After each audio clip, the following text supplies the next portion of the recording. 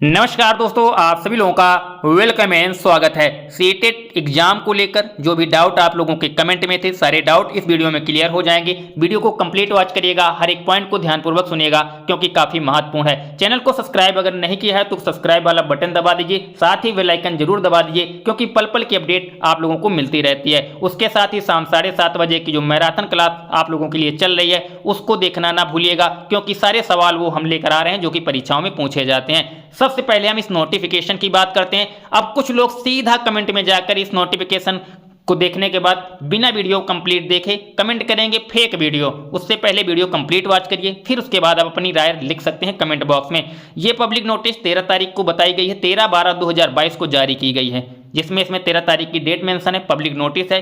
साथ ही इन्होंने बताया है कि जो आपकी सीबीएसई है वो टीसीएस कंपनी एग्जाम को कराएगी, बिल्कुल सही बात है। साथ ही इसमें यह बताया गया परीक्षा ऑनलाइन होगी, बिल्कुल सही बात है, ये भी होना है। एग्जाम की जो तिथियां इसमें बताई गई हैं वो बताई गई हैं 29 दिसंबर से 25 जनवरी के बीच।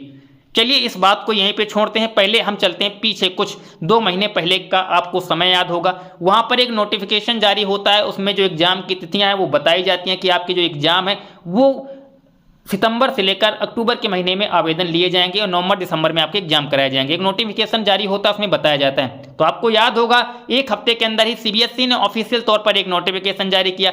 फिर उन्होंने एग्जाम की जो आवेदन है उसको लेकर उन्होंने साफ क्लियर किया कि जो आपके एग्जाम है वो नवंबर से आवेदन लिए जाएंगे और करेक्शन जो है 3 दिसंबर तक अंतिम रूप से लिया जाएगा। तो यानी नवंबर से दिसंबर तक आप लोगों के एग्जाम लिए जाए, आवेदन लिए जाएंगे, फिर करेक्शन किया जाएगा। उसके बाद उन्होंने साथ में ये बात भी बताई थी कि दिसंबर में आपके एग्जाम कराए जाएंगे। लेकिन उसके पहले जो नोटिफिकेशन आया और जिसको फेक के रूप में लोगों ने कहा फेक था, तो बिल्कुल वो फेक ही निकला था। लेकिन उसके बाद ही एक हफ्ते का भी समय नहीं लगा था, ऑफिशियल तौर पर नोटिफिकेशन आ गया था। ये नोटिफिकेशन जैसे ही जारी हुआ है तो ऐसा नहीं कह सकते आप कि ये सीबीएसई के पास सीबीएसई के पास इस चीज की जानकारी नहीं होगी इस नोटिफिकेशन के बारे में। तो बिल्कुल ये नोटिफिकेशन वायरल हुआ है भयंकर तरीके से और हर किसी के पास पहुंचा होगा और सीबीएसई के पास भी पहुंचा होगा। साथ ही आपको बता दें, चलिए इस बात को भी हम मान लेते हैं कि एग्जाम आपके 29 से 25 के बीच में नहीं होने वाले, लेकिन फिर भी आपको इस बात को याद रखना है कि आपके एग्जाम जो है वो दिसंबर के अंतिम सप्ताह से शुरू हो जाएंगे और जनवरी तक चलेंगे क्योंकि 1 महीने का समय इस परीक्षा में लगने वाला है। 30 से 35 लाख छात्र भी हैं। इस नोटिफिकेशन में एक गलती है जो कि बताई जा रही थी 17वां एडिशन, जो कि आपको नजर आ रहा होगा। तो 17वां एडिशन नहीं बल्कि इस परीक्षा जो है आपकी ये 16वां एडिशन है।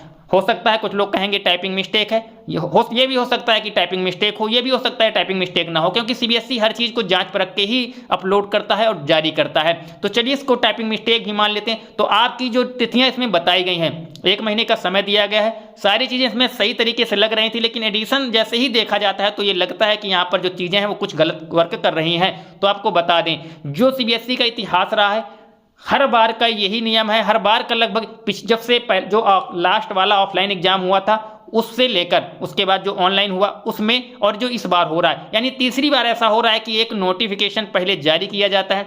अब ये नोटिफिकेशन किसी छात्र के द्वारा जारी किया गया है या किसी के द्वारा बनाया गया है, या फिर सीबीएसई इस नोटिफिकेशन को जारी करके बच्चों की भावनाओं के साथ खेलने का प्रयास कर रहा है या फिर जानने का प्रयास कर रहा है कि छात्र कितना आतुर हैं इस परीक्षा को लेकर।